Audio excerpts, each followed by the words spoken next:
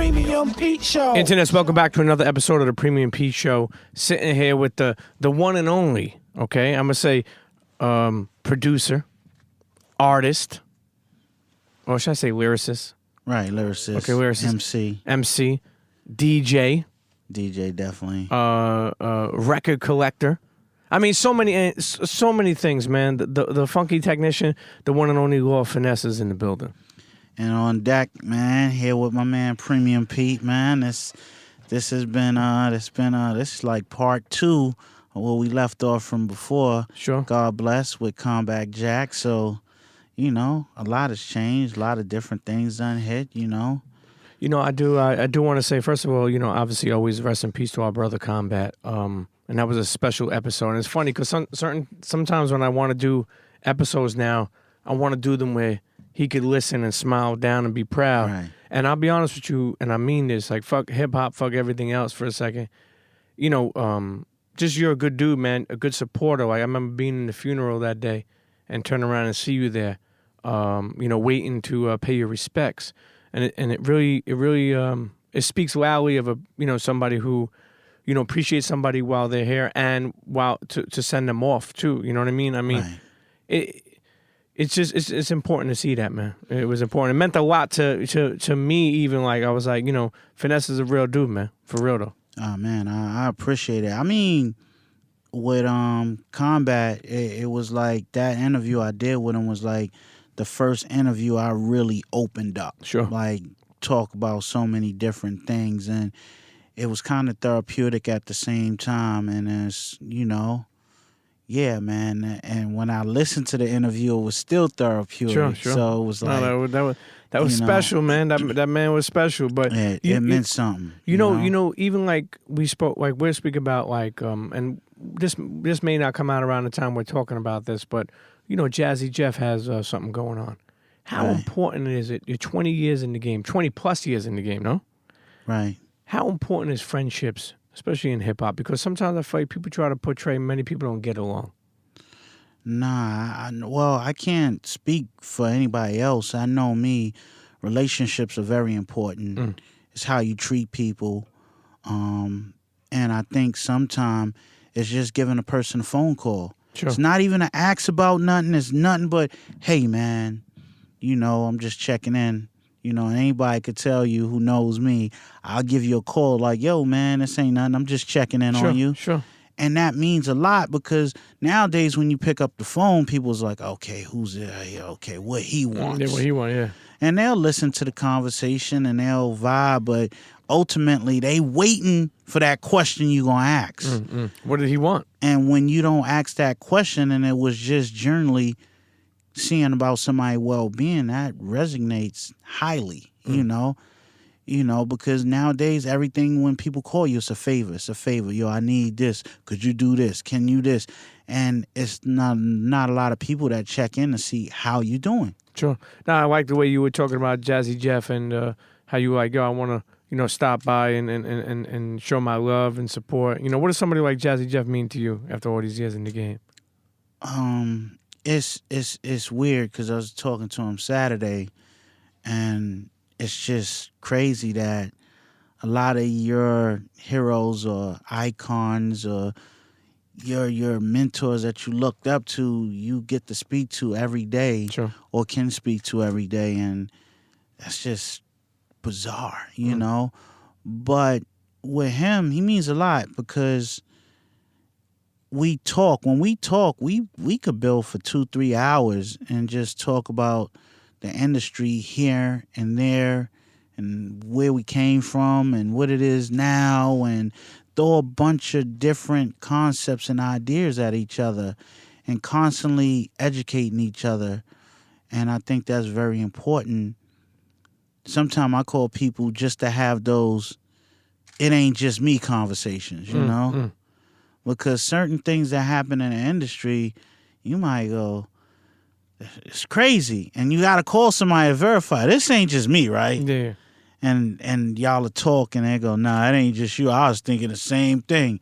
So when you come from, I'll be 3 generations in as far as decades, you know? So I'm always like a sponge. Mm. I'm always Still. absorbing. I'm not gonna Still like a always. I'm not sponge? gonna agree with everything, but I'm gonna see what's gonna work for me and what might not work for me. But I'm never gonna just not listen. I'm gonna listen, and if it's something not for me, I'll tell you in a minute. Nah, that ain't for me. I ain't doing that. That's crazy. But yeah, having a person like Jeff and always building with him, it's just crazy. It's him. I could be on the phone with my brother Show. I could be on the phone with Kenny Dope. I could be on. I don't want to just seem like I'm name dropping. Yeah, but, because then you'll probably forget people too. Yeah, Has there been people that you met throughout your career that you were, like you just said, like meeting like people and becoming friends with? And I find that amazing too, because I feel like I experienced that too. People I looked up to, I become friends with later on in life. Is there somebody you met that really like amazed you or surprised you? Don't even have to even be hip hop. Maybe like Nah, any I'm gonna actor tell you. or I'm gonna tell you. Okay, two people then. I'm gonna. First of all, I'm gonna talk about Rich Harrison, the producer. Never knew Rich. I was out there in 2013 working with Dre, and I met Rich Harrison at a bar or something. Dre was having something. I met this dude. Big fan of Rich. Sure. From the A. Marie music, from the Beyonce, Crazy in Love. I always thought he was a disgruntled hip-hop producer turned R&B because his stuff sounded so hip-hop, but he would sprinkle the chords on it, and his percussion game was crazy. And he's the one who probably, first time I really had Class Azul tequila, we went and took like 5-6 shots, and we just chatting and we talking about music, and that's one of my good friends to this day, man. I love calling them and chopping it up with them, and I like those organic music conversations. And somebody I think that's totally left field, I would say the comedian Russell Peters. Russell Peters. That's the second time somebody mentioned him. Freddie Fox, Right. Bumpy Knuckles mentioned how much love you got for him also.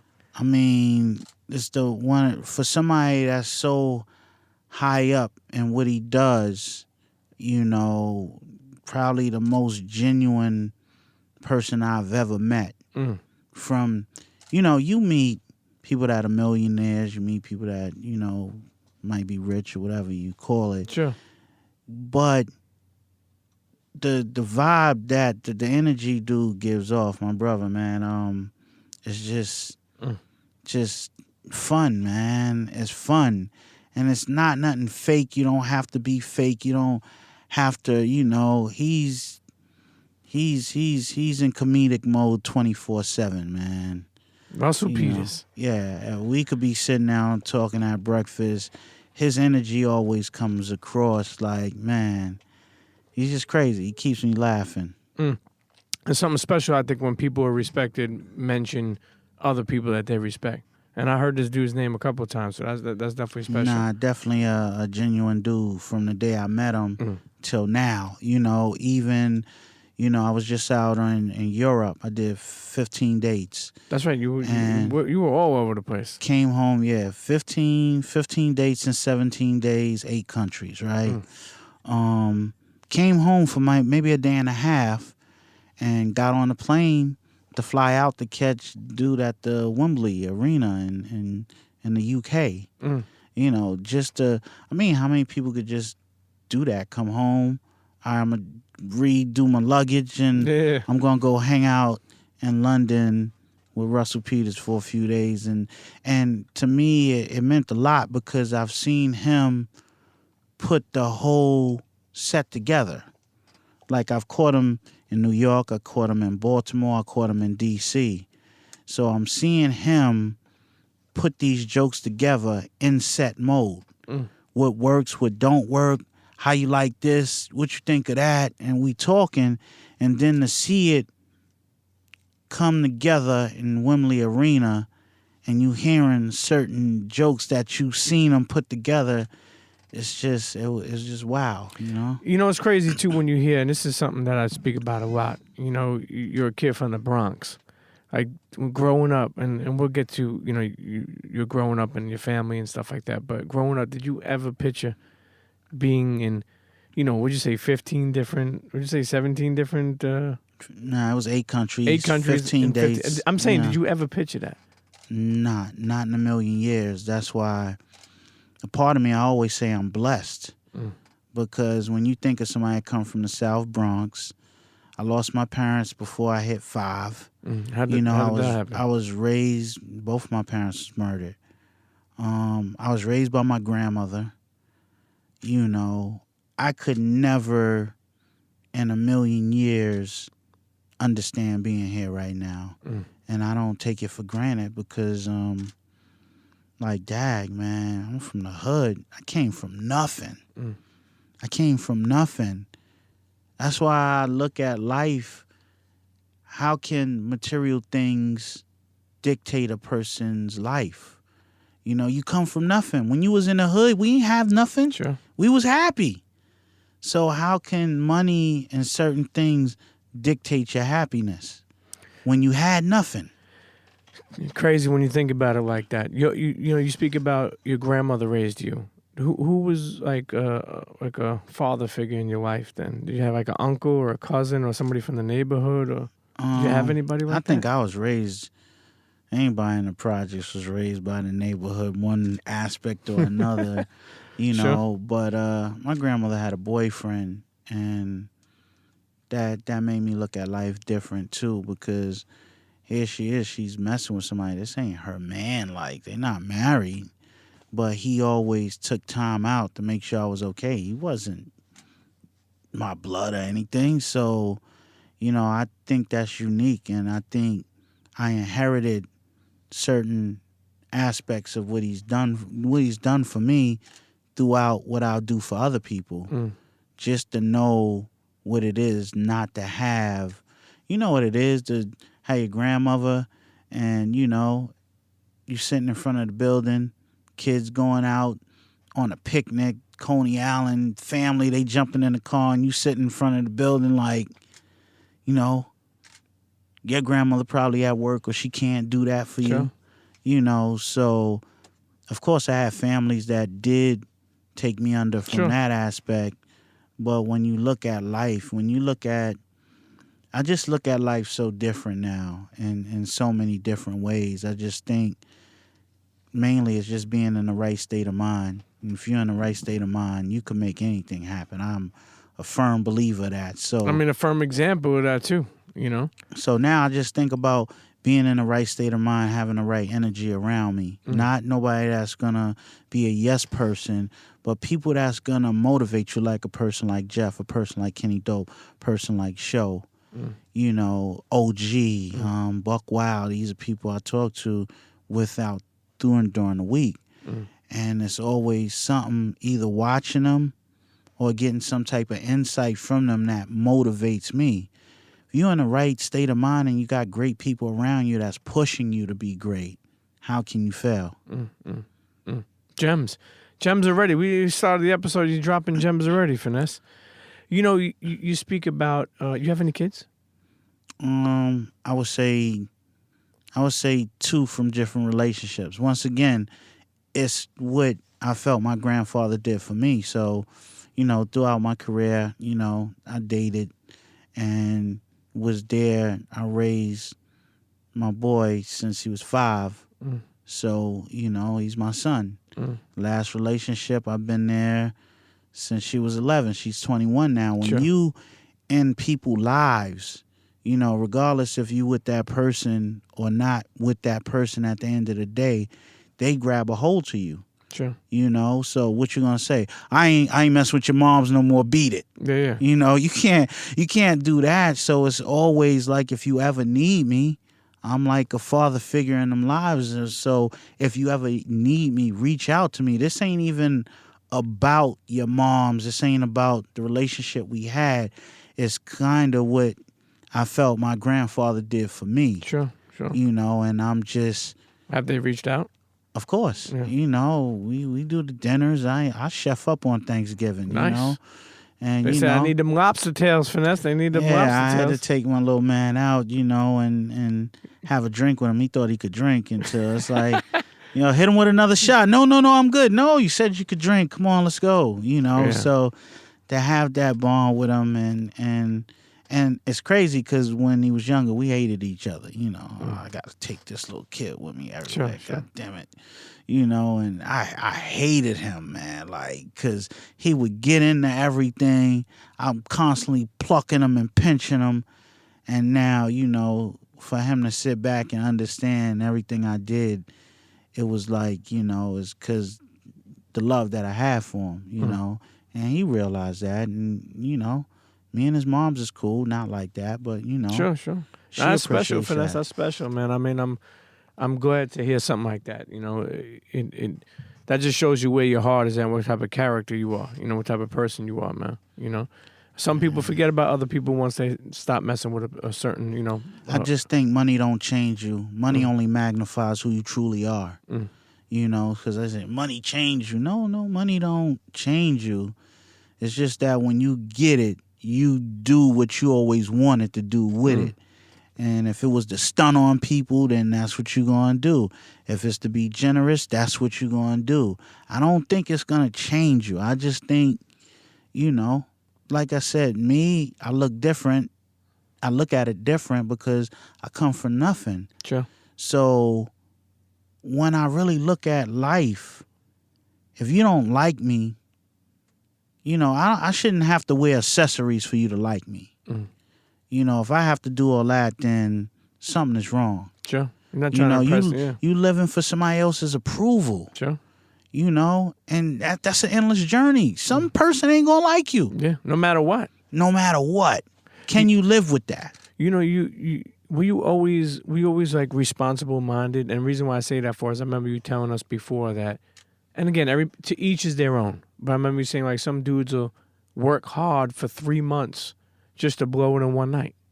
Like, and you never understood that. I remember you saying something like that. And that sat with me because people, you know, and again, you're not telling people I'm not telling people how to spend their money. It's insecurity, right? I look at it like this, right? You go into a club nowadays, right? Like if me and you go in the club, let's say we get a bottle of Henny. And we drink this whatever we got, this bottle of Henny we got. Literally, how much Henny can we drink together? Maybe half the bottle? Yeah. Let's say half the bottle. Okay. Twist it. You know, we twist it.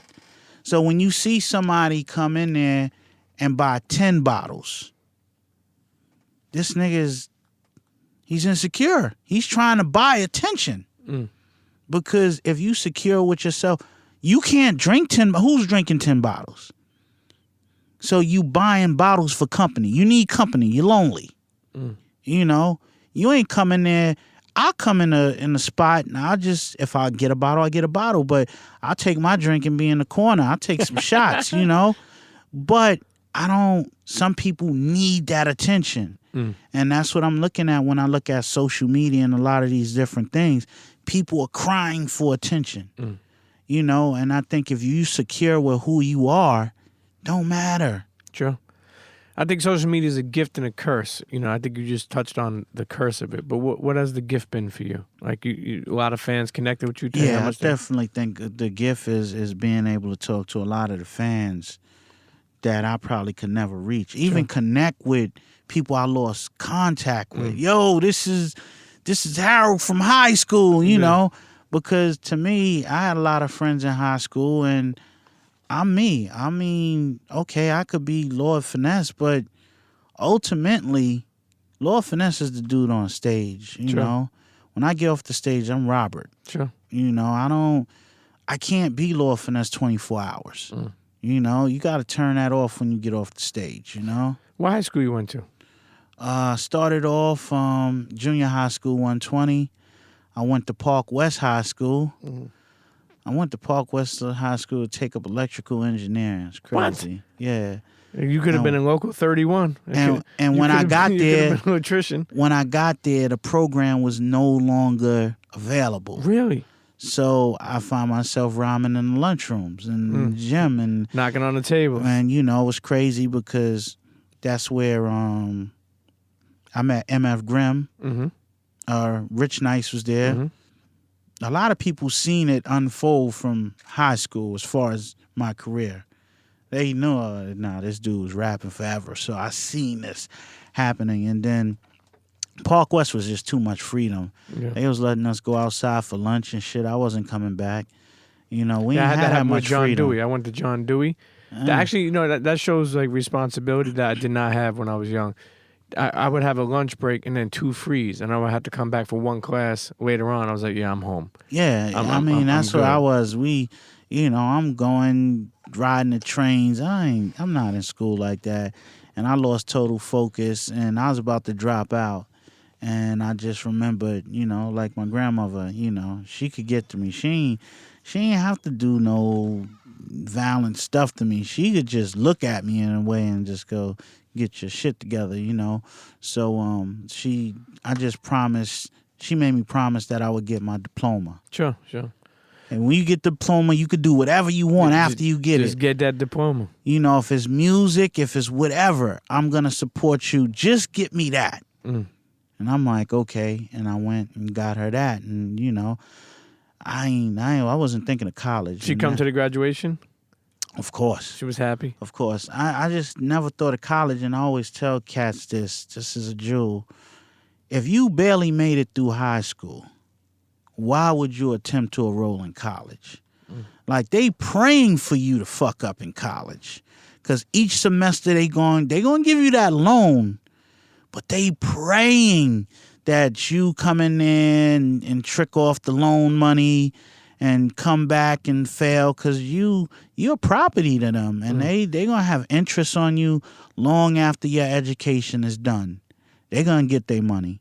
I always tell kids, man, if you really serious about college, then do it. If you saying it because it's the right shit to say to your family and they get all giddy because you say it, then don't do that, man. Take up a skill set, man.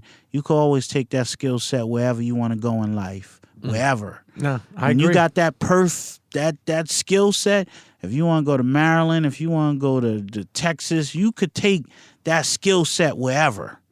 But that piece of paper, you could take it places, but man, people are going to college 4 to 6 years to get a job. Yeah. And not even know what they want to do afterwards. It's people with degrees are having hard times getting certain jobs too. Yeah, that's the crazy and it's thing. based on your academics.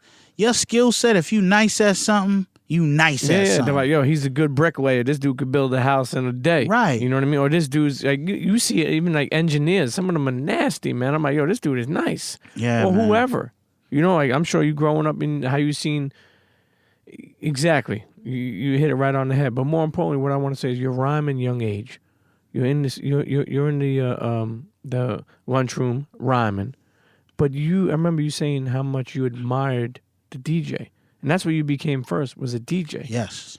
But why were you, like, we were rhyming, why did you choose to become a DJ? Because you could have just tried and be an artist or an MC or a rapper.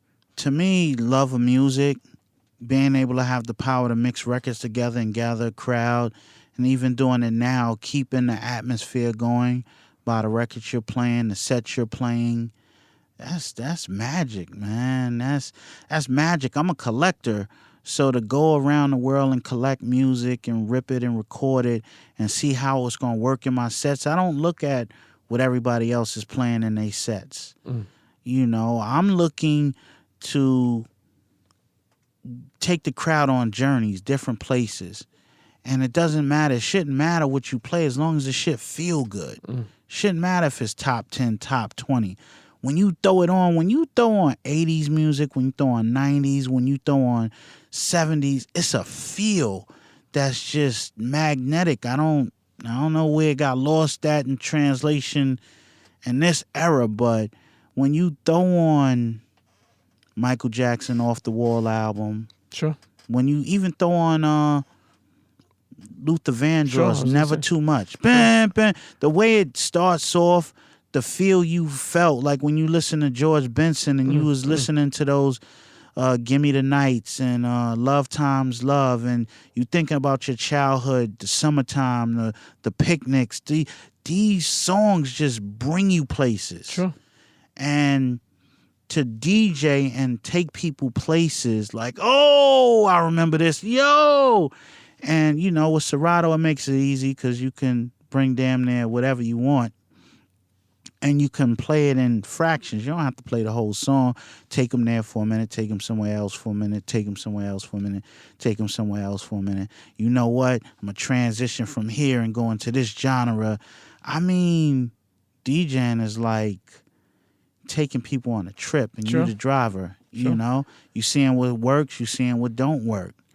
But it's nothing like that magic when it's working and they going crazy. That's bananas, man, because I remember I did the Soho House in Manhattan, you know, and I'm rocking, and, you know, it's a tip cup there. I'm like, fuck tip cup there for? And all night, shit, I seen people 20 here, 10 there. As they felt the music, they came by and they kept dropping tips. I was What like, the fuck? yeah, I was like, damn, okay, all right, I get it now. But I was just there. I was getting paid for the gig already. Yeah, yeah.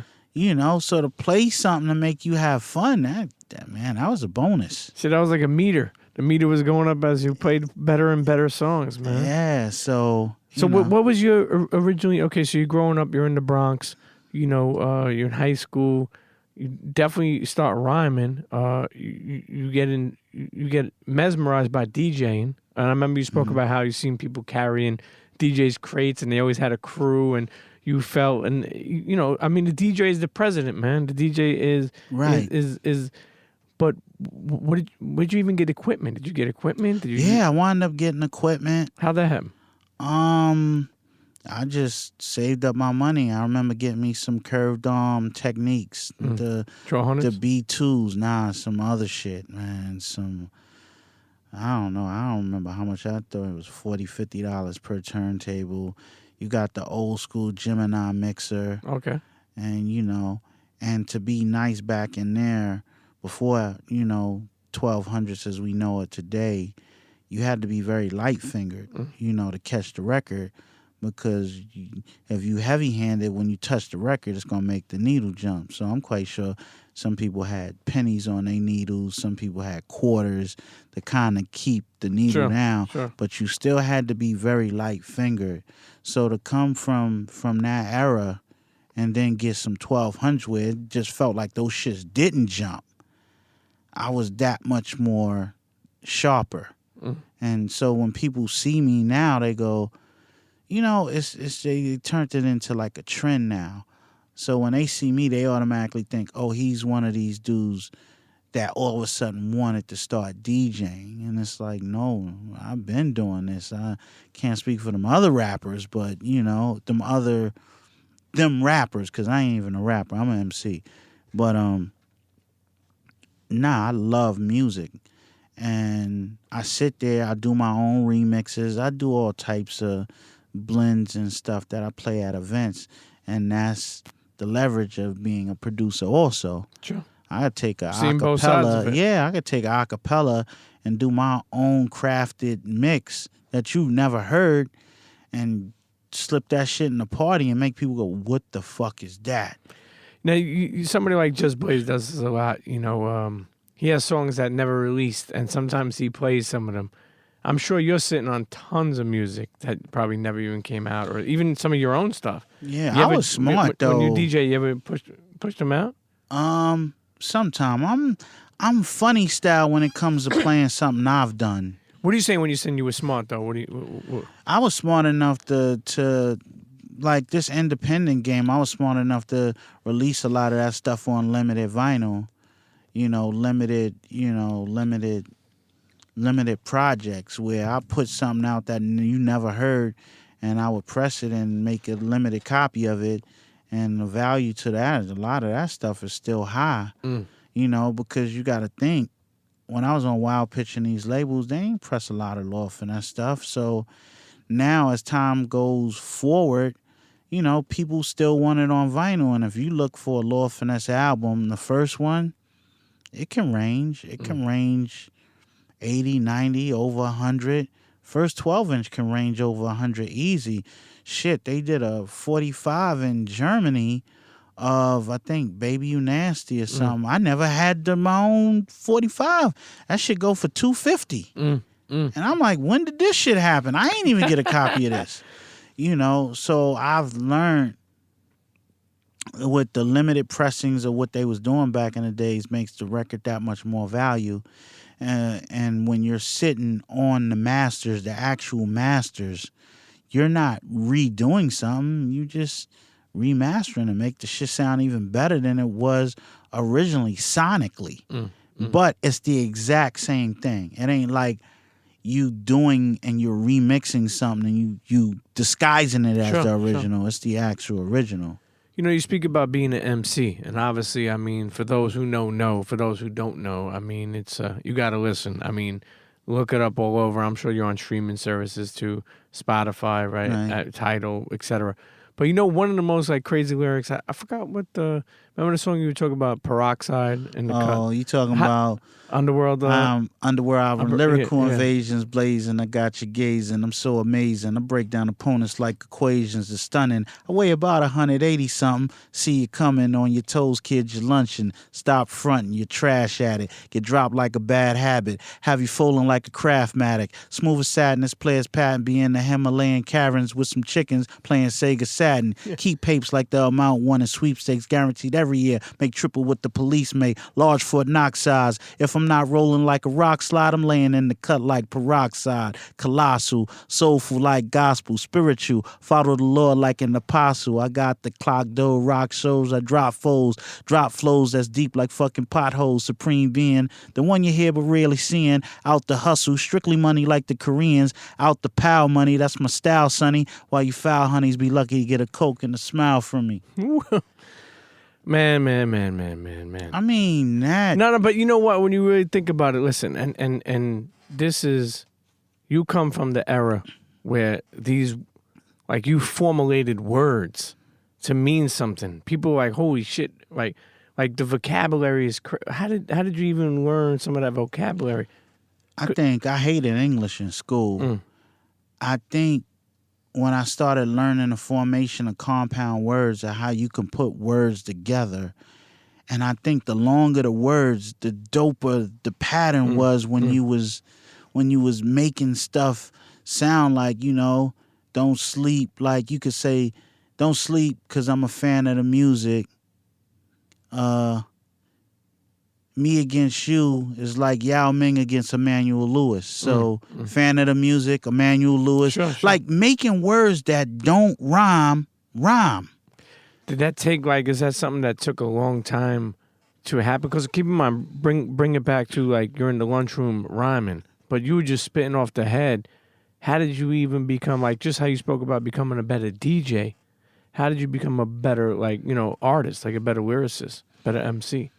I think studying the dudes before me, like Kane, Rakim, G-Rap, studying their stuff, even KRS-One, the delivery, the attitude. I think it's taking the stuff, and it's crazy because me and Kane had this talk. We sat one day and we was talking about the art of writing rhymes. And that was one of the most prolific conversations. Because this came. Sure. You know, I'm telling him his rhymes. Sure. You know, when he did what he did in Raw, when he did in something with Biz, like, I'm like, yo, what was you thinking? So we was talking about writing rhymes. And I said, when I write rhymes, I always feel like I was a boxer. Like I ain't want to keep throwing straight haymakers. The compound words is like jabs. You know, I'm jabbing you. I'm kind of slapping you. And then when I get to the end of the second bar, I'm hitting you with a jab and a wild left that you don't even see coming because you compound, and then the third compound is the punchline. So it's like, and the wittier the punchlines, the more spectacular the impact. You know, because when you hear people rhyme now and they're rhyming, it's kind of predictable where they're gonna go. Like when listening like me and L, that was like you ain't know where we was gonna go. Sure. Because we taking you on a journey, and it's just wow. There's so many different formations of writing rhymes. It's not just the punchlines, it's the flow. It's the most, I think, underestimated thing is the breath control. That's why, I mean, when I listen to artists these days, is if you can't perform the song in the studio, I don't never expect you to perform it on stage. Meaning, when I say perform, like people go in there with this attitude of like, okay, I said that line, punch me here. I said this word, punch me, punch, punch. You got a cut and paste performance. Sure. There's nothing fluid about that performance. As a artist, like I would take something like that, punch, and I would live with it for a week or two. And when it was time for me to really take the song, you coming in there with this energy, this performance down to the ante of what you want to do. It's a heartfelt performance. And since you know how to perform it, when you do it live, that performance is even more magical because you sound alive like on your records. Now, when you punch, shit, I'll be praying for one of them dudes to try to do the song without they vocals under it, because I want to see these motherfuckers turn blue, red, because you don't have no breath control. You've been punching. So to try to do it and you ain't study the performance, oh man, that's like Showtime waiting to happen. But wait, how the fuck did you learn all this yourself? I mean, like, how did you learn how to maintain that, like, breath control and put in the word? Like, how did you? I mean, I know you said you were inspired by, you know, some of the greats before you, but how did you learn some of this shit? Because keep in mind, back then a lot of people didn't know about publishing, get a lawyer.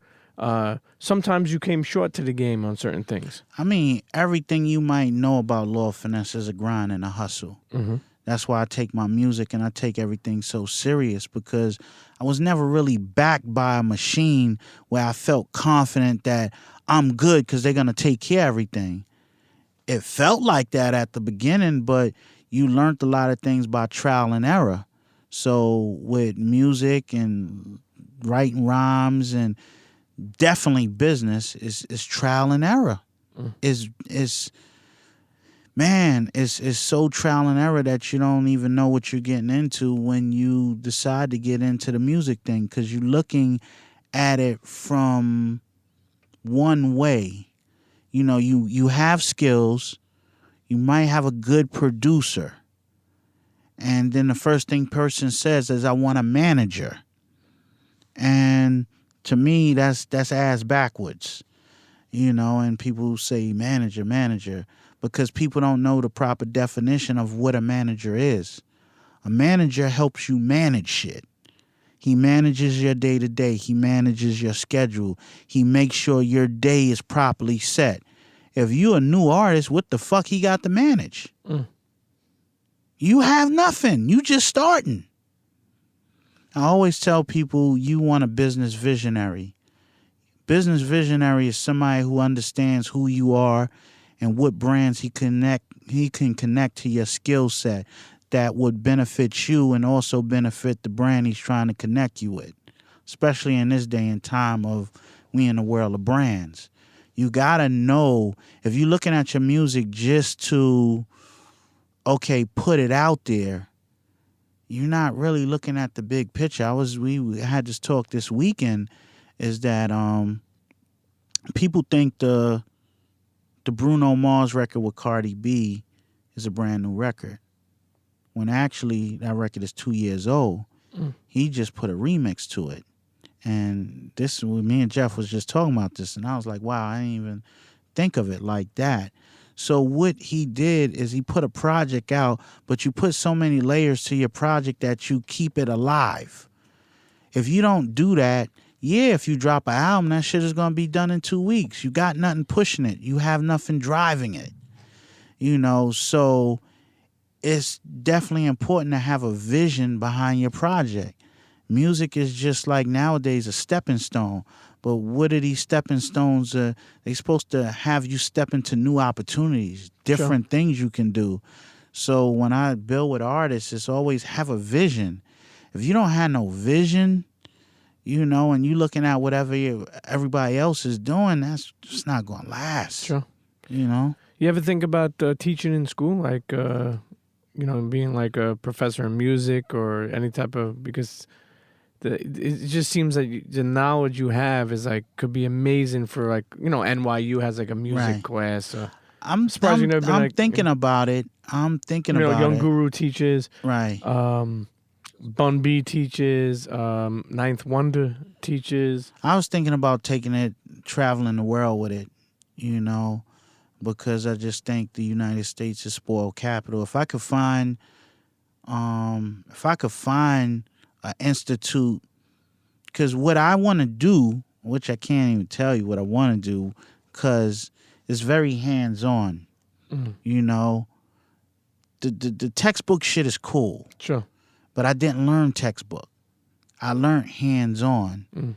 I learned, when I learned about jazz from like show and premiere. I'm watching them do certain things. I think they're not showing the people the culture of it all. Like, showing them the hardware, the software, and the magical things that this shit does. But we could appreciate this shit, man. And this is where it gets crazy, because let's go back to cable television. Let's go back to regular television. We had like what? 2, 4, 5, 7, 9, 11, 13, maybe 31. And maybe some weird channels you picked up depending on how 55. good you... Yeah, okay, let's say 55, some Western shit. Okay. So when you bring us up to speed now and we looking at cable, whether it's Verizon or Optimum or whatever, you got 200 to 300 channels. Our appreciation for watching those 200 to 300 channels way far surpass this generation, because they're not from the age of struggle. So they don't know what it's like to have those little bit of channels. The same thing resonates with technology. I know what it's like to be on an SB1200 and 950, all these machines with limitations. So now when you put like the new Akai Renaissance and the MPCX and, Ableton and all this software stuff, my creativity goes through the roof because I'm from a world of limitation. Sure. So all the shit I couldn't do before, now you could do them. I'm going to go back. So if I'm collecting records, if my record collection is like 10, 12,000, you could times that by 5 to 7. I heard you could do. I heard, in value that the collection's like 250,000 easy, right? 300,000. It could range like that. You got to understand, and that was the magic, once again, of producing in the 90s, is because we could take a rare record and use a rare record and loop it, and your record becomes a hit. That record becomes sought after. That record becomes sought after. The price goes through the roof. The value goes, yeah. It can go from 150, 200, shit. There's records out there worth thousands of dollars because the pressing is rare and it's a little bit pressed up. So now if you've been collecting records for over damn near 20 years, 2 decades, it's a lot of records that I done collected that the price done went through the roof. So. And you used to I remember you used to say used to be like on a show or whatever and drop 2,000-3,000 at a record store. Shit, I think on this tour I just did, I dropped about, I would say about close to 2,500, just picking up little pieces here and there. I'm still a lover of the music. It's a culture. So yeah, I'm still gonna collect. Listen, you know what? Let's take a break. Listen, Internetos, we're sitting here with the one and only, the one and motherfucking only Lord Finesse, the funky technician. Listen, so many different things. We haven't even got, so crazy. We haven't even gotten to so many fucking things you've done. But we're gonna try and get back to them when we come back. Internetos, we'll be right back. Don't go nowhere. Cheers. Internetos, welcome back. We're sitting here with my guy, my friend, Lord Finesse. Man, we haven't even got to fucking so many things. First off, let's go back for a second. You're DJing, you're rhyming, and I know you did a bunch of battling, Yeah. Well, now did you want to become like a battle rapper when you were younger, or you wanted to just be an artist? Like, was there a difference to you at the time? Like, you wanted to make music and come out, or you just want to be like a battle rapper? Because because that's something, you know what I'm saying? Sometimes battle rappers don't make like music, you know what I mean? They make like, their bars are crazy, you know what I mean? Because that's where it started for me. When you thinking of the era I grew up in, you thinking about like Melly Mel, Sure. Grandmaster Caz, Kumo D, and they wanted to know who was the best. This was, the record shit was cool, but so that gets you into the world of battle rap, because now it's like I'm coming up and I want my name to be known, and I'm willing to squash anybody I have to do to make my name be known.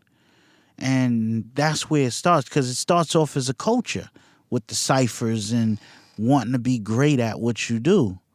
And at the time, I think the greatness was more off record than it was on record. So it was like, I ain't care really to make records. I wanted to, New York, when you say Lord Finesse, people go, yo, nah, that He nice. dude. Yeah. And, but once again, it's short term. You don't have no business visionary. So you do that, and then you ask yourself, well, what's next now? They know I'm nice, but now you're seeing an artist with half a fraction of your talent with all the shit you trying to get from a material aspect, whether it's a vehicle, a house, or whatever. And you go, what? There's something going wrong here, This dude is trash, and that's where it kicks in, that your vision, your journey, your destiny, you gotta have that in place before you get in this game. Or it's like the hunter being captured by the game, and people go, oh, the hunter captured by the game. It's like, picture the industry as a forest, and you're a hunter.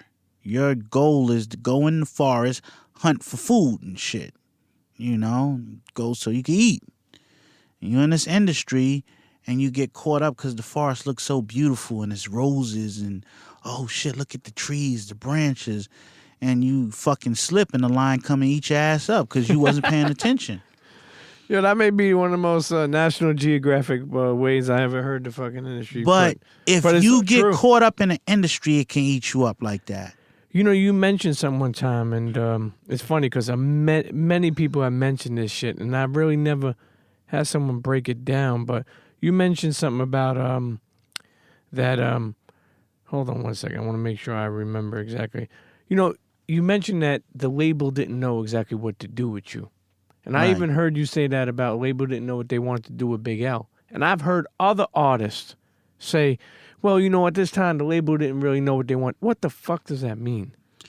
Well, what it is that you can be the hype on the street, and you just said it, how you have great MCs, but that has to translate into songs. That has to translate into your image. That has to, and if you don't have the right people that can identify with who you are and where they can take you, that's where you get caught. Like with L got caught not because he wasn't talented.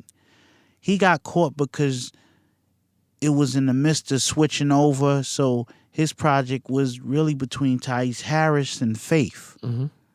And he was trapped off, and they didn't sign him, so they don't have a vision of who Big L is. They know lyrically he's lethal, he's nasty. But then now let's say you get a Nas come. Nas is probably one of the first artists I've ever seen with a superstar lineup. You mean in production? Production.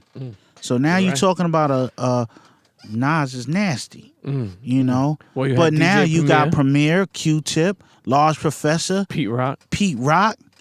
So the hype went off of Big L because this is the superstar lineup with Nas. And then right after Nas, here come the Fugees. So L kept getting buried and pushed and buried where they just let him go because they ain't understand. And that goes for a lot of different places. You go there hoping they're going to understand. And they're taking you to the fucking casino with your own money. Let's say you get a budget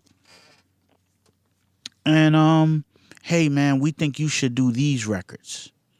Hey, this is the new hot producer. Let's get you in with this producer. They fucking gambling with your money. They don't know this shit gonna work or not. It just seems like it's something good to bet on. You know, okay, he's off this platinum album. Let's get one from him. Let's get a singer from over here. Oh shit, this dude is hot right now. Let's get Drake. Let's get this. They're hoping that they can cut and paste you into success. But they're gambling with your money. Because at the end of the day, the shit don't work out. They say you didn't recoup. And you owe us. And you looking like, I ain't placed a bet or a chip on shit. Y'all did everything y'all wanted to do with my money. So how the fuck do I owe y'all?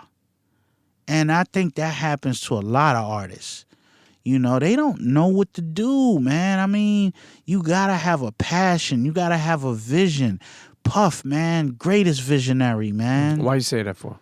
Because when I look at Bad Boy and what he did with Craig and what he did with Biggie, what he did with Faith, what he did with Total, what he did with Mace, he was a visionary. He had a vision. Now, once he wanted to become an artist, shit changed because all that shit went to him. But, you know, to see what he did with Big and Craig and even Mary, let's go back to the Uptown days. Sure. You know, Father MC. You know, so I give credit where credit due. That dude's a visionary. You know, while we're on speaking on Puff, and when's the first time you ever met Puff? Oh shit, man! Wow, I've always ran into Puff here and there throughout my, you know, MC experiences of being in clubs in different places. But I think I really got to meet him when Jesse West brought me to him. And that was during his transition from Uptown to Bad Boy when he was working on the Who's the Man soundtrack. And I worked with Third Eye on Ease Up. And I did the Party and Bullshit remix. I got to really meet Puff. And Puff, like I said, great visionary. I just think with Puff, I just think we were coming in at two different areas in each other's careers. You know, he's coming up, trying to start a label, also learn production. He was learning production. So at my time when I was there, he's learning.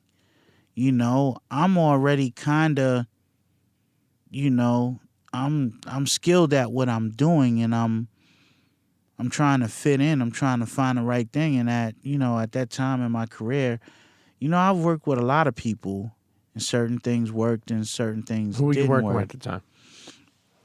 I mean, as far as career orientated, you know, I think, of course, you know, I went from Wild Pitch and then I went to Giant Records with Ice-T and Rhyme Syndicate. And at that time when I was with Ice-T and Rhyme Syndicate, I'm thinking we're gonna be that team, you know. And he put me in place. I wouldn't say to win, but he put me. Ice-T you talking about? Yeah, he put me in a better place, a way better place than where I was at. Sure. You know, helping me get off of Wild Pitch and going to Giant. But I missed that mentorship. See, with being at Wild Pitch, I had Premier at all the sessions, making sure everything go back the right way. And I just think with Giant, you know, they gave me too much free reign, and I needed more mentorship from Ice-T. And at that time, New Jack City, Ricochet, Body Count, I couldn't get that mentorship that I needed to help me kind of carve my career the right way. Sure. To jump through. So that didn't really work. And I mean, to this day, I still appreciate him doing that. You know, I just wish I had more mentorship from him. And then, you know, I'm going into production now, and, you know, I'm with Puff, working with him on things, and I'm learning certain things, trial and error.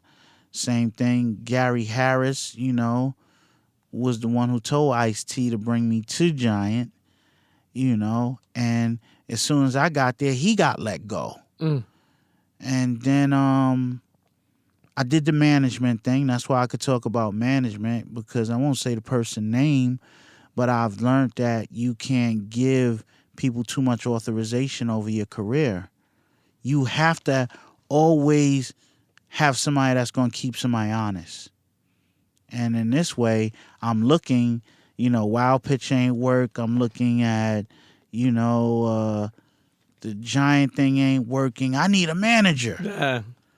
And what wound up happening is I got called on to do a soundtrack. And What soundtrack was that? it was a Trespass soundtrack. Okay. So Ice-T and them got me 25. The alleged person told me it was only 15. So now I did the original You Know What I'm About, and it had Big L on it, and T-Ray produced it, and I thought it was good. I'm on the Source tour at this time with Buck Wild and my team. We doing this promo run, and they say, "Yo, this ain't it. Got to do another song."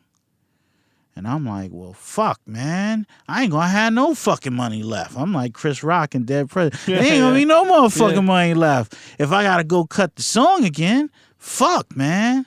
And they were like, what the fuck are you talking about? Nah, man, because it's $15,000. They gave me half. I did this. I paid. I'm waiting on the back end. Now I gotta cut the song.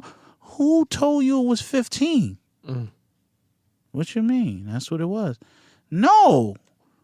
We got you 25. What? And I remember getting on a three-way with Ice and them and the manager, and he had to come clean. And that just, my trust in people, I lost a lot of trust in people because every which way it just didn't seem like it was working. So sometimes people look at you and go, well, he's difficult or he's stuck in his ways. How can you be stuck in your ways when so many things went wrong? And somebody, if they can't milk you or rape you, they really don't want to have nothing to do with you. And this is what you're constantly surrounded with. And that's not supposed to have no effect on your attitude or how you look at the game or people. Sure, it makes you but let me ask you. Unfortunately, it's almost like being in a relationship for a guy or a girl. Right. They break your heart, or he breaks your heart. Not every guy is the same as that. Were you able to open up later on and keep an open mind? Because I know what you mean. It made you look at people different, but maybe not everybody, as you moved on, was different. Were you able to at least ease up a little bit, and or you were just very, secure to what you wanted to do? I just think I trust you until you give me a reason not to trust you. Sure. So if you're on point with what you're going to say, then it's going to be great. I'm a straight shooter. I'm going to tell you, if I tell you I'm going to do something, I'm going to do something. I'm never going to tell you I'm going to do something and then hide behind putting you to voicemail and all that other shit. So if you straightforward with me, and that's the thing, I think with business, it's not a lot of transparency. It's a lot of, they're not giving you all the variables, And when I say the variables, the numbers. They telling you, hey, it's going to do this, this, and that. And to me, I'm going to do the detail. You got to tell me in detail what's going to be this, what's this, what's this, what's this. And it's funny, one joke I have and I always say, it's funny that you could talk to somebody. You ever talk to somebody about a deal and you could you feel it out. And I know people witnessed this shit before. It's like you talking to somebody and you're talking business. And the minute you ask a question about something pertaining to the business, they start talking fast. So we're going to do this, that, and the third, and this and that. But what about this? Now, don't worry about this because... And you be like, yo, fuck is this nigga talking fast for? What the fuck are you saying fast that you can't say slow? Sure. And it's just like a con man, Yeah, so we're going to do this and that. All right, but when this happened, now don't worry about this because my man here and we're going to do this and then. Now don't worry about that. So it's just like when you talk to me like that, it's like, it's weird. It's funny style, you know, because when I deal with people on a business level, I could tell you everything about the business. I could tell you, here's this, we're going to do this, you're going to get paid this. I'm cutting clean, you know, and a lot of people, I think, come with the back end deals. Nah, don't worry about this because, you know, at the end of the day, when this happens, but there's no guaranteed at the end of the day. And you, like, so if you try to get me to do something, I'll weigh out the situation. But I can't weigh out all back end deals because everything back end, on the back end, on the back end.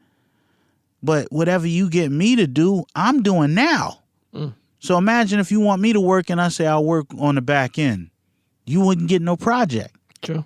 So I think a lot of times people want you to work up front, and there's no guaranteed on the back end. And that's dangerous because after you done put in so many work on different situations and deals and you ain't, and then when you finally speak up and you want your money on the front end, you become a problem. Yo, man, I'll do it, but I need XYZ. I don't, or I'm straight up. Yo, what's your budget looking like? What you talking? I'm not giving you no chance. I don't want to hear no sob story. It's just like, you want me to do this. What we talking here? I'm not going to let you give me the long haul story. See, we're trying to do this and for the culture. And they get you with the culture shit all the time. For the culture and everybody has an idea of getting paid. And that's the bullshit about it all. Even a blog person has a vision of getting paid. Sure. A blog person is going to get paid off of content, depending on how much traffic comes through his blog on the content. So with anybody that has a plan on getting money, why don't they ever add you in the equation of getting paid too?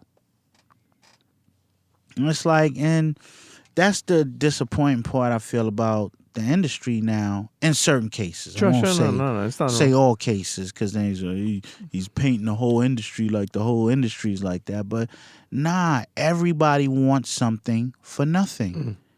It's like, I give you one more analysis, right? I'm hard on people that do mixtapes. And I'll explain to you why.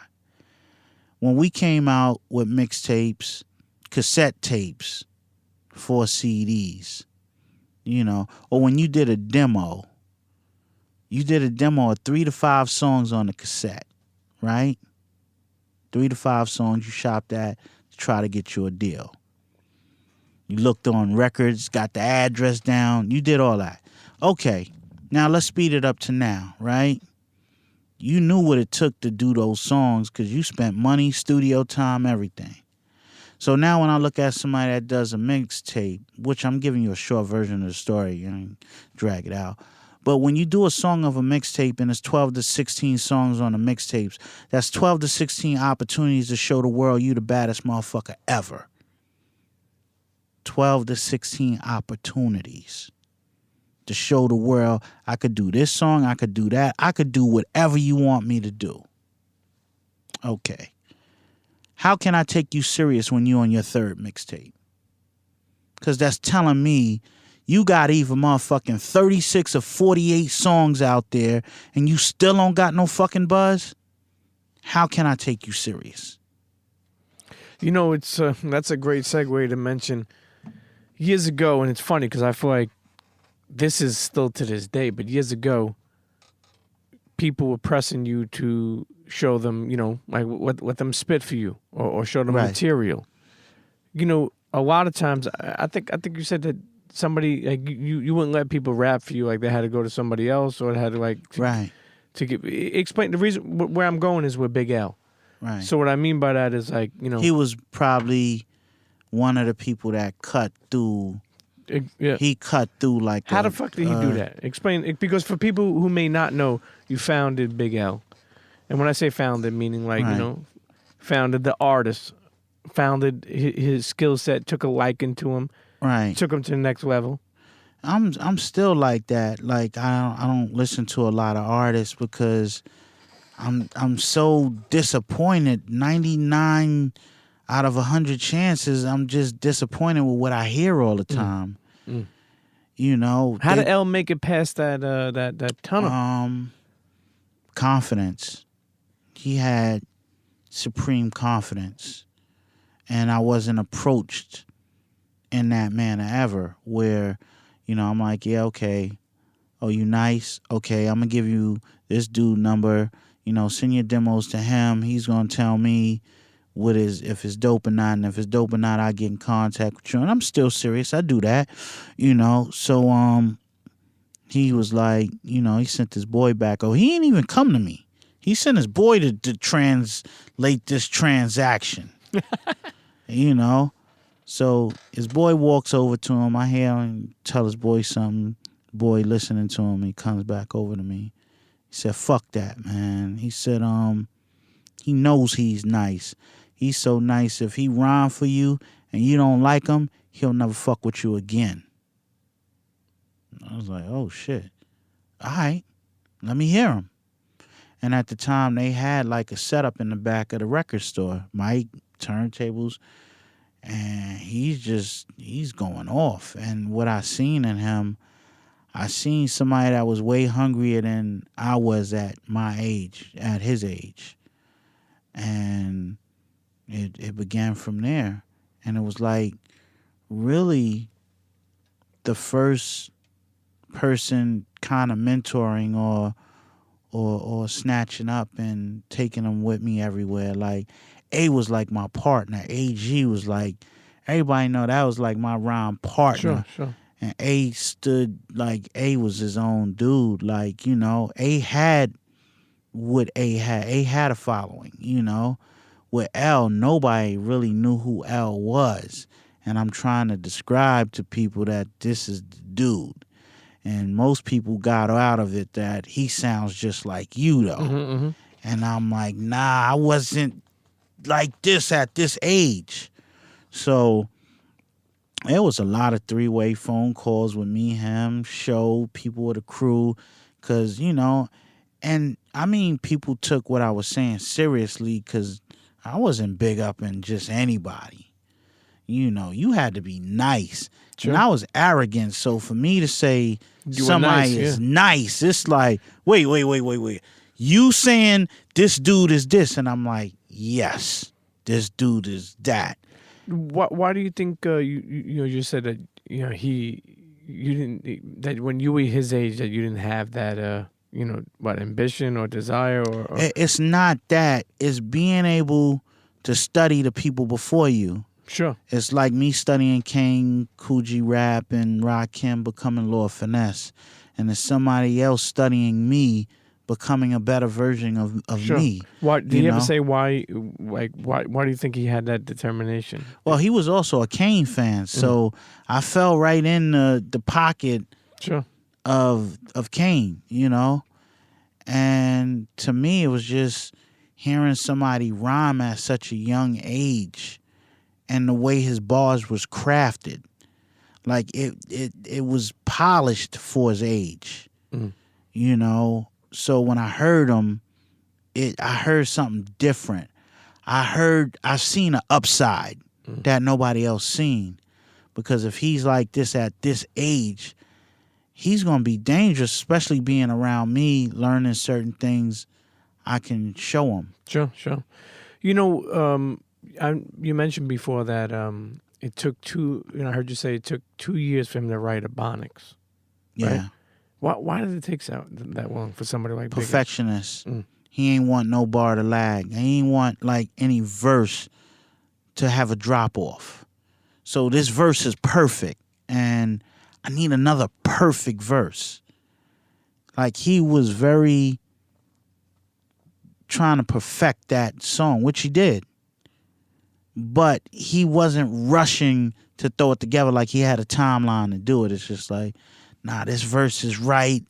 I got this much of this left, and so I got it, and him releasing his own independent records gave him freedom to feel what was out there for him.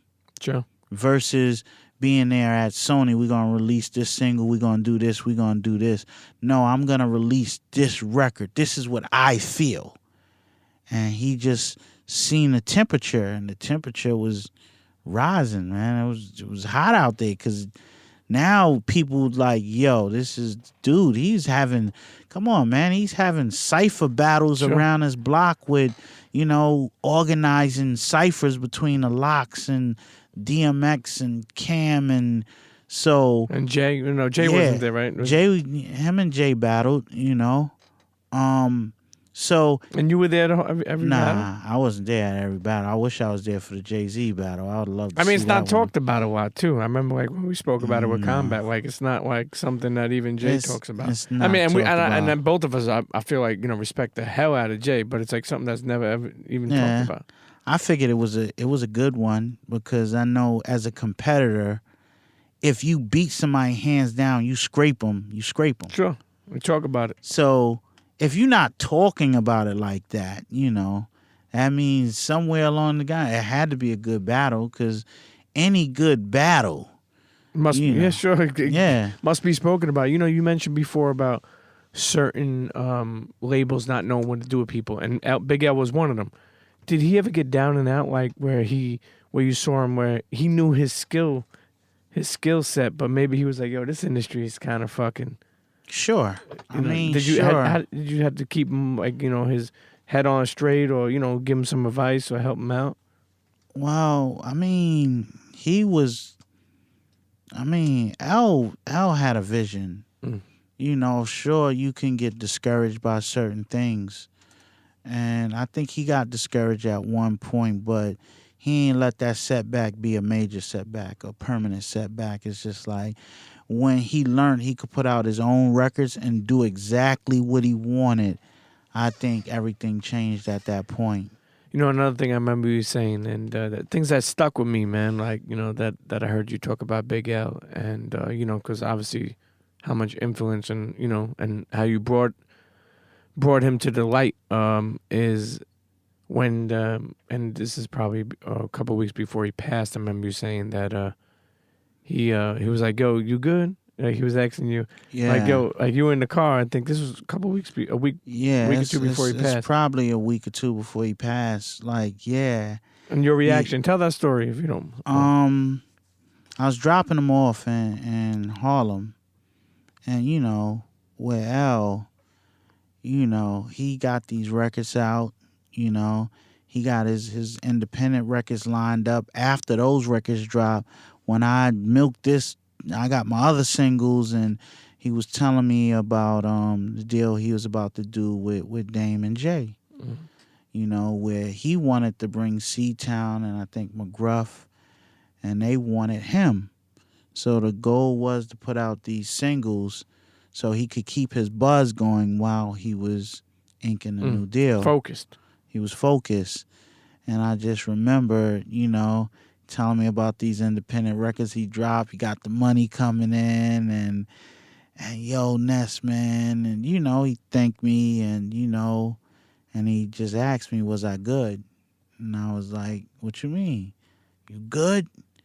I'm like, what you mean? And from a money aspect, I'm like, nah, I'm great, And it was definitely a point where I felt like, wow, here it is, the dude I used to pick up from high school on a half a day asking me, am I good? And it felt good to know that one of my blessings in life, in the music journey, really came off, Not saying I didn't do a lot of things, but to see certain things start to blossom and go in the right direction, it made you feel like, damn, I'm a part of this.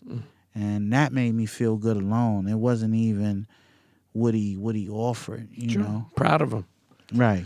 It's crazy too, because I remember you saying that your grandmother had passed away and Big Al was the one that's trying to keep you up. Like, I know you kind of Right. lost a little love for the game for a minute, and dealing with the loss. It's even more crazy. I don't even want to go off topic, but you lost your mother and father at a young age. You lost your grandmother, and you even lost Big L. Right.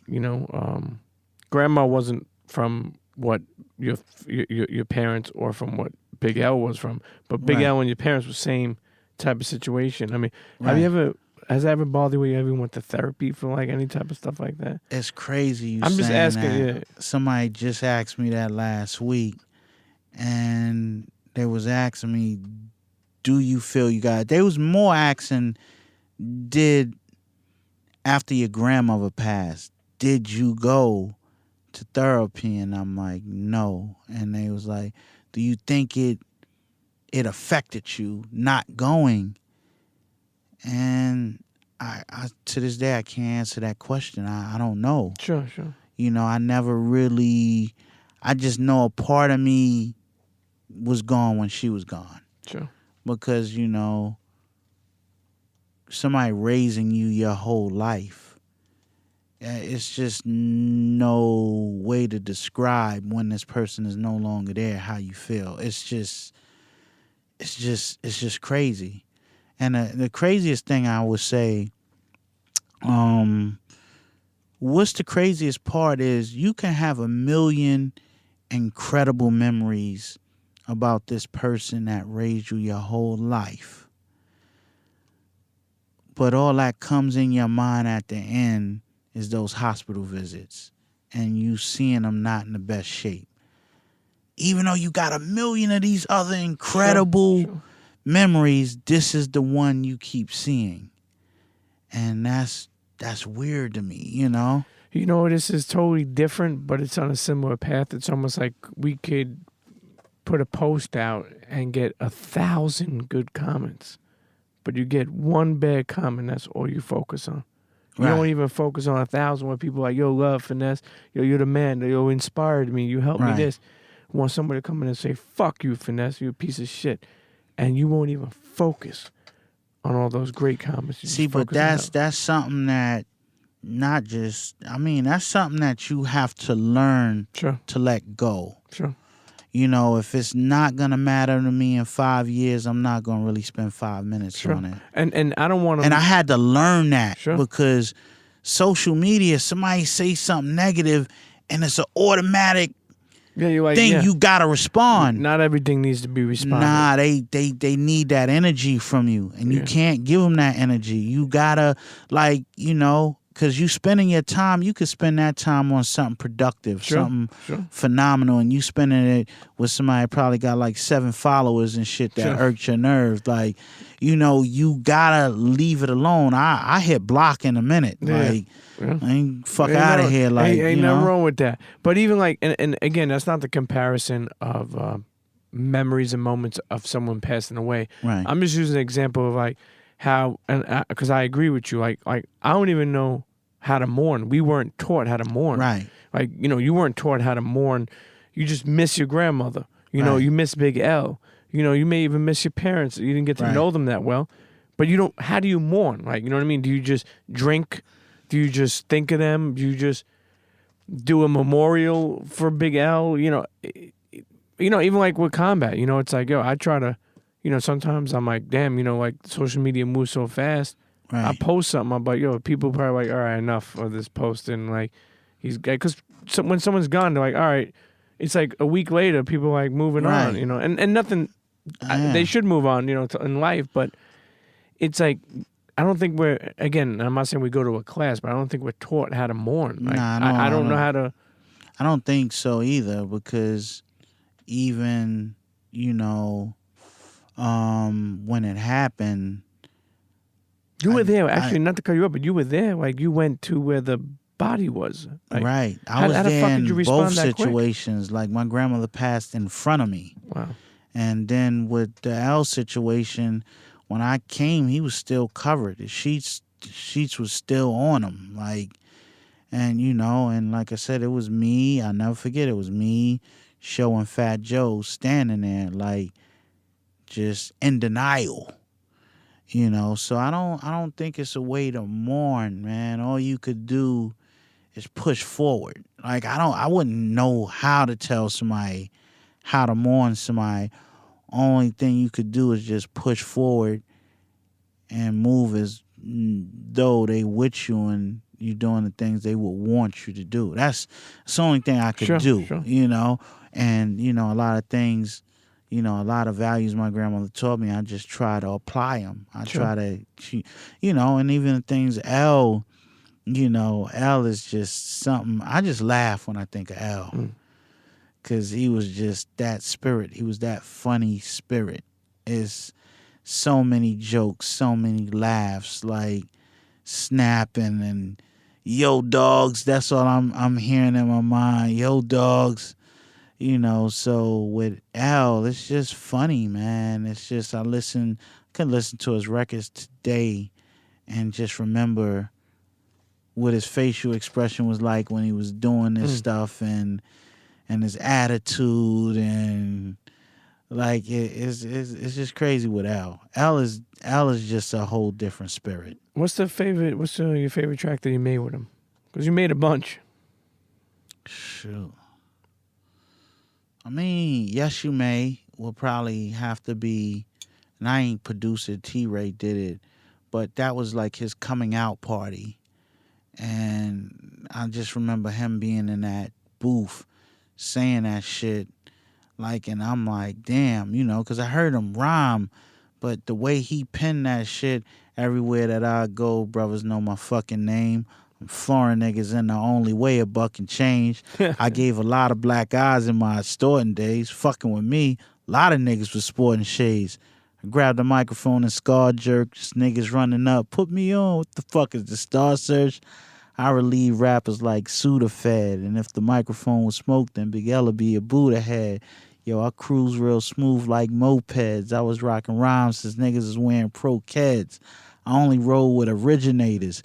Chicks stick to my dick like magnets on refrigerators. Like, just Yo, Big Al, man. hearing him come out man. and say that, and I'm sitting there on the other side of the glass going, this nigga's trying to just straight destroy this shit. Like, that presence, that performance, that intro to let the world know who he was is just powerful.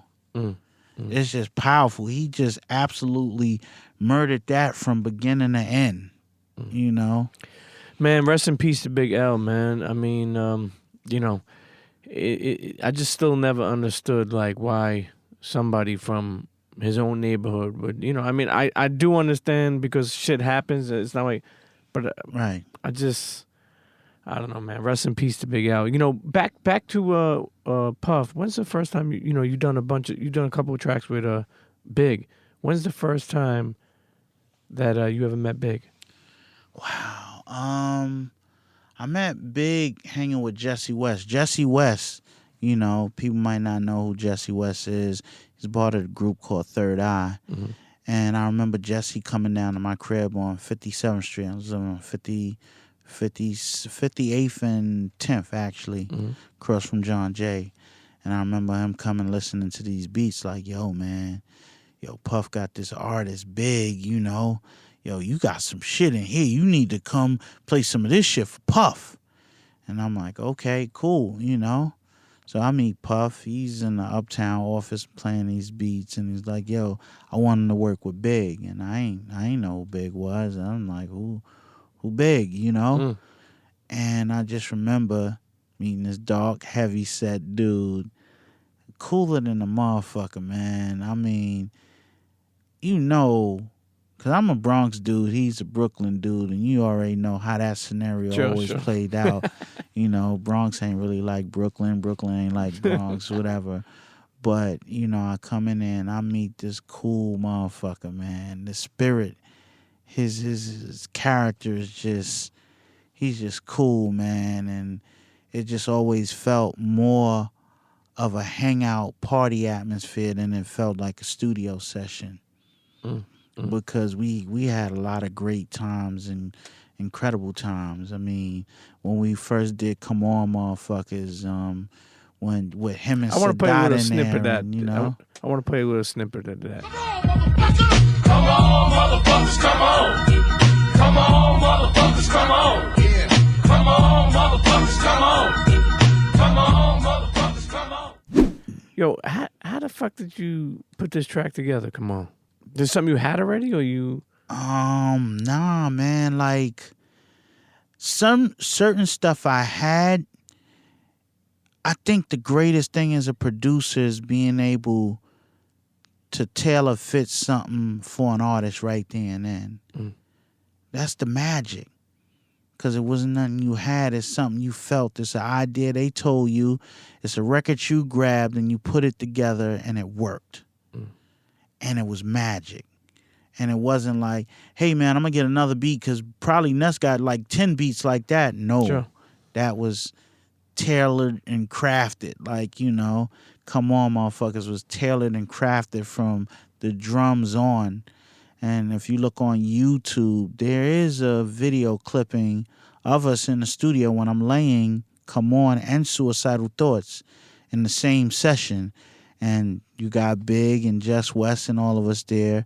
And we cracking jokes. Big is just, he's at this point, he's giving it to pause. Good pause. He's letting Tone for Track Masters have it. Like, yo, how does this dude is trash, and you know, and it's just his way of saying it. And then you got D-Rock there. Nobody know who D-Rock was. He got the hood, and he's pulled over in the corner. He's like, yo, my man, a burn red hot lover Tone. Like, and I just remember that session. I was in the Hit Factory, and I think Dream Hampton got a lot of that footage. Really? Did he know who you were when he seen you? Yeah, he definitely That's knew the who thing, I was. 'cause I heard that a lot. Like Big, like if like when he's like met somebody, he'd be like, "Oh, come on, man, I know who you Yeah, are." like, he had a nah, love for the game. He definitely knew who I was. He just didn't know how crafty I was on a production side. He laid his vocals with you in the in the Come On in the studio. Motherfuckers, between him and Sadat, they laid that.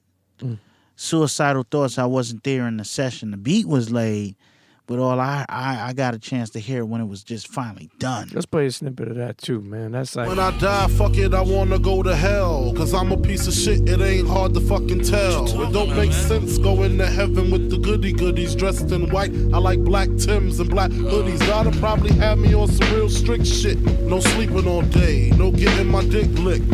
Hanging with the goody goodies, lounging in paradise. Fuck that shit, I wanna tote guns and shoot dice.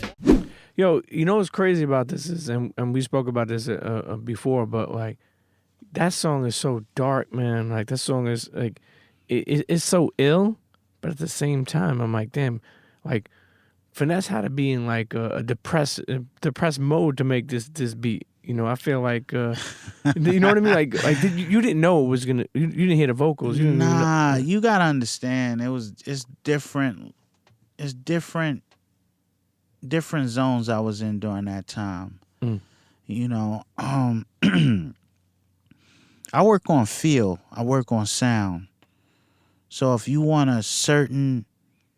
if you could tell me the mode you in from an emotional standpoint, or you could describe your song, I can craft the music around just what you're telling me.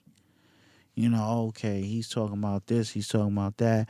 Oh, he's excited, he's braggadocious, so I'm going to hit him with this. It's always been a feel with me when it comes to music. And I ain't honestly think Big was taking that. I played him some other shit. He was like, that one, that's it. And I was like, you know, I done heard the what. I done heard Warning. I done heard the original version of Me and My Bitch when he did it with the Minnie Rippleton sample. So I'm like, how the fuck does this fit within all of that? It was on Ready to Die, right? Yes, Ready to Die. And The closing song.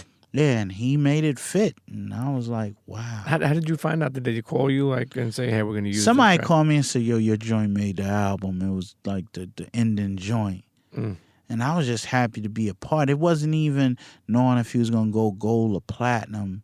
It's just being proud that you made the cut on something that you felt was going to be an incredible album. you know, because of what you heard already. And to know that your cut made it and you there. And, you know, because I heard all Easy Mo B shit. And I'm like, damn, man. Easy Mo be a beast, man. And before that, we in Howard Homecoming. And he got the Big Mac, the promo Yep, with Craig Mack. with the Craig shit on one side and the Biggie on another side. And Genius. I'm hearing an album, you know, that little promo shit. And I'm like, damn, I'm on that album. Oh, shit. Wow. I want to hear what he did with it, you know. So What did you, what was your thoughts when you heard it? genius. I ain't see that one. It's like you got Sucker Punch. Like I ain't see what he was gonna do with that. So you did total 2 tracks with Big. Right. Well, I did the Party and Bullshit that's right. You did remix. okay.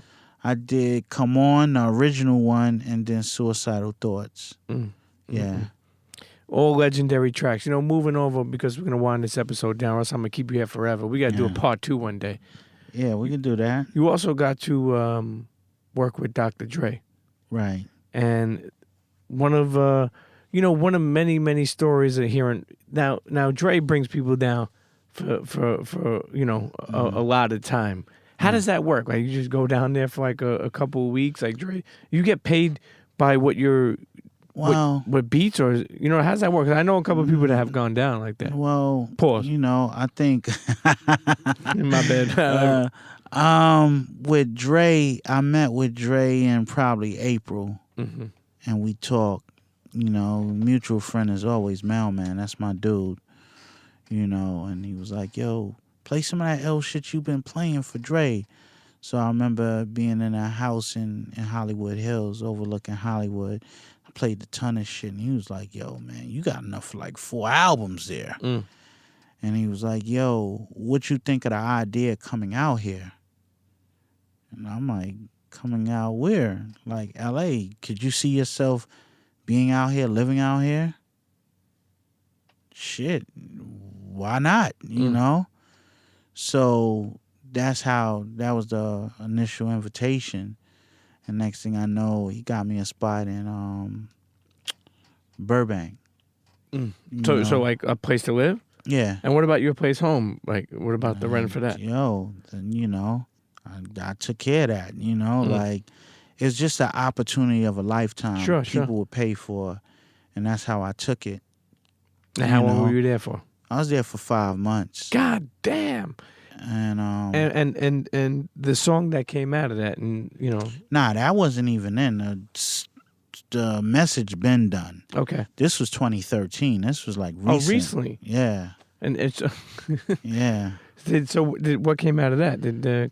I don't know, man. I mean, with that dude, man, how can you inspire somebody that don't have a sense of urgency? Sure. You know? Sure. That's the best way to put it, is because he has a love for music, but he don't have to do music. You're right. So it comes and goes depending on how he feel about doing it. So one point you're like, hey, let's do this album. Another point, yeah, I'm gonna put this on the back burner. At the time, it was the headphones, it was the movies, it's just different things, the route to being a billionaire.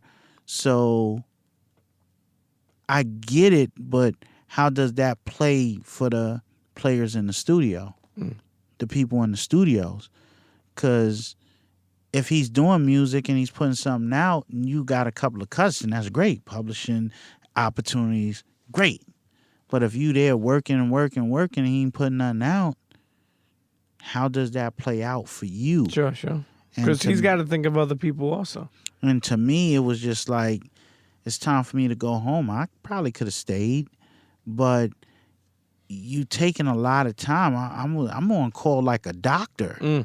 Like, you know, I'm waiting for the phone call. All right, we in the day at 2.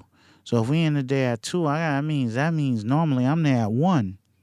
I want to, like, I'm the type, I feel if you put your best foot forward, there is no regrets. In anything in life, if you did the best you could and the shit ain't work out, what the fuck are you regretting, man? It's just a part of life. Chalk it up. And that's how I look at that situation. Is like, I did what I felt I could do, and I'm wasting too much time. He's straight. He's gonna be a billionaire. I gotta get back So to you got being. shit to do. Yeah, I'm mild-mannered producer out there, and here I'm a little finesse. I'm a superhero here. So it's just learning how to shift between different levels. But you have previous work you did with him. Let's drop the message Message. with on the Chronic 2001. Yeah, with Mary and Rel.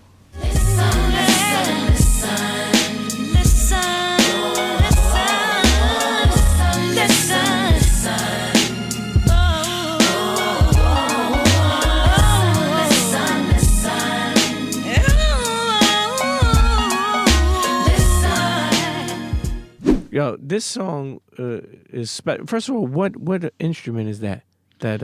It's a harp. It's Okay. a harp sound. That harp sound official. Yeah. Can you quickly tell how did that song even come to life? This is previous. You were in the studio back in L.A., right? Well, no, what it was, that song was recorded already. Oh, that was song that for was, my song. Okay, that was And, yours. Yeah, and they said, Mailman was like, yo, Dre really likes that. I mean, I'm looking at it like that shit gonna do way more on his shit than my shit. Shit. You gotta think like a businessman. Yeah, that's how it worked, And that was that particular publishing, all that Right. obviously was straight. That did good. For you. Right, yeah, that still does great. I remember you telling a story of you publishing, because some people may not understand publishing and points and AppScap, and I remember you saying that you went to a mailbox with your slippers on, Yeah. and you opened up a check and you were like, all right, I'm gonna walk to the bank with my slippers on. Yeah, it's just like, it's just one of those checks you see like, yo, wow, nice. You kind of taking a triple take, like making sure this shit ain't no clearishes. What's that, Clearison House? Clearinghouse? Yeah, you get one of those mails back in the day. You think that shit was a check and shit and wasn't? That guy, I forgot the name, Dave, or I forgot that. I know you talking about. So I'm looking at it like, is this real? Can I really cash this? Man, let me tell you something. So many years in the game, so many different. I mean, even digging in the crates, man. Starting digging in the crates, being someone who, I mean, obviously people say the leader or the creator of digging in the crates. Why was digging in the crates never a label? Did you ever think of like something like that? Like, I don't think we, once again, being a business visionary, I don't think we was thinking that far. Sure. It was happening so quick. And I think with a lot of, I think when you do this, you got to have that point person, You got to have, and I'm learning this, like, with different situations, you got to have a point person that's going to look out for the best interests of every particular individual.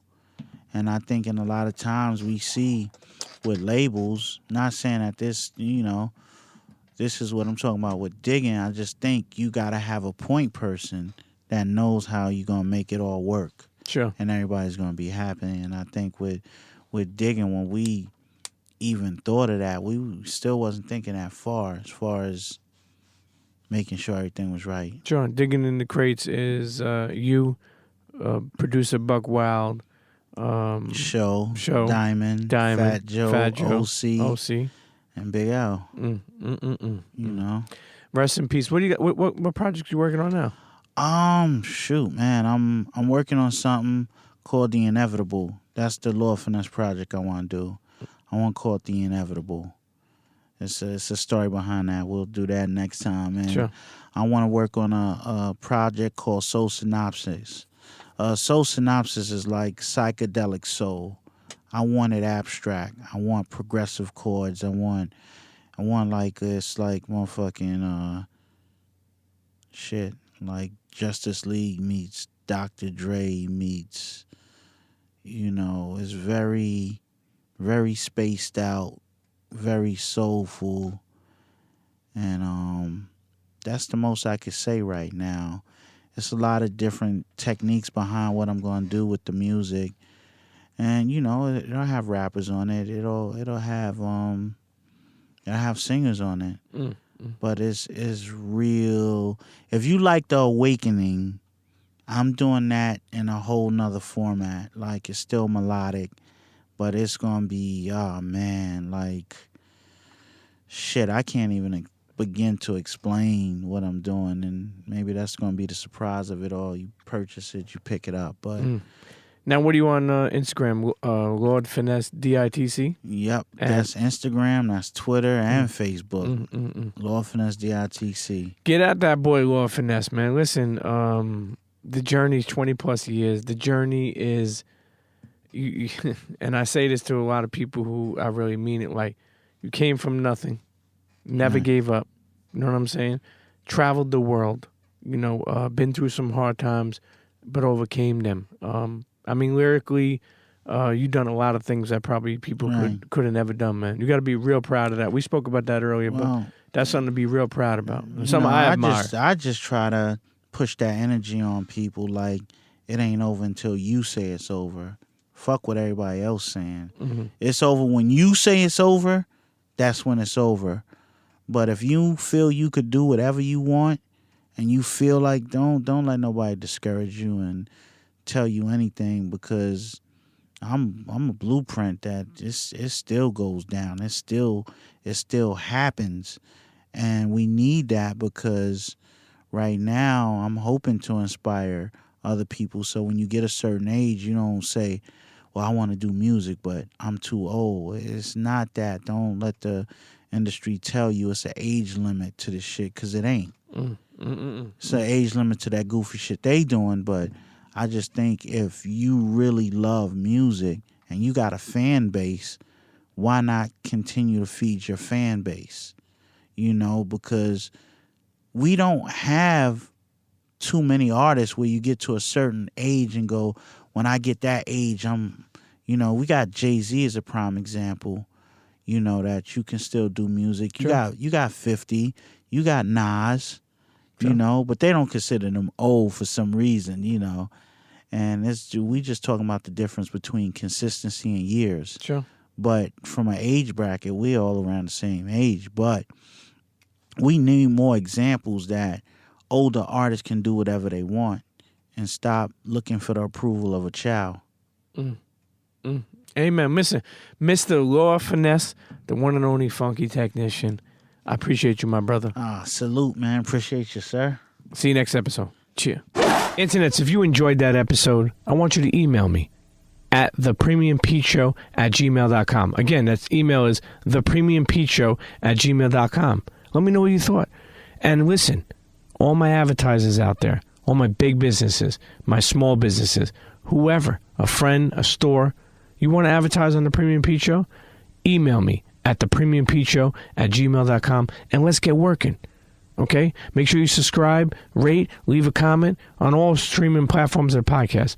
Tell a friend to tell a friend, and we'll see you next episode.